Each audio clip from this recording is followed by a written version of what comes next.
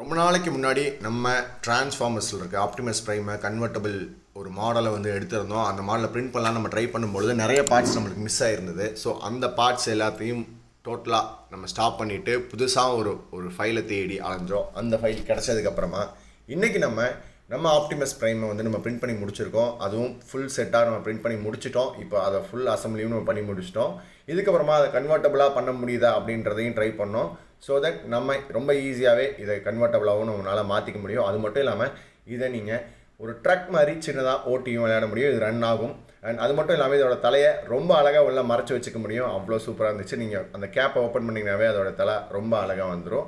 அது மட்டும் இல்லாமல் இதை நீங்கள் கம்ப்ளீட்டாக க்ளோஸ் பண்ணிட்டு கன்வெர்ட்டபிளாக மாற்றிக்கிட்டு நீங்கள் அதை பார்க்கும்பொழுது இது ஒரு கன்வெர்ட்டபிள்னே நிறைய பேருக்கு தெரியாது. அந்த மாதிரியான ஒரு மாடல் தான் இது. ரொம்ப சூப்பராகவே இருந்துச்சு.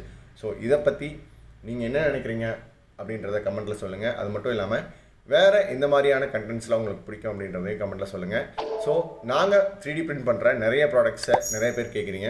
ஸோ அவங்களுக்காக 3dtechtamil.in அப்படின்ற ஒரு வெப்சைட் இருக்குது. ஸோ அந்த வெப்சைட் போனீங்கன்னா நாங்கள் 3D பிரிண்ட் பண்ணுற ப்ராடக்ட்ஸை நாங்கள் செல் பண்ணுறோம். ஸோ உங்களுக்கு எந்த மாதிரி ப்ராடக்ட்ஸ் வேணும் அப்படின்றத நீங்கள் அதில் போய் தேடி பார்த்துக்கலாம். உங்களுடைய ஃப்ரெண்ட்ஸ்க்கு 3D பிரிண்டிங் பற்றி தெரியாது அப்படின்னா இந்த வீடியோ மறக்காமல் அவங்களுக்கு ஷேர் பண்ணிடுங்க.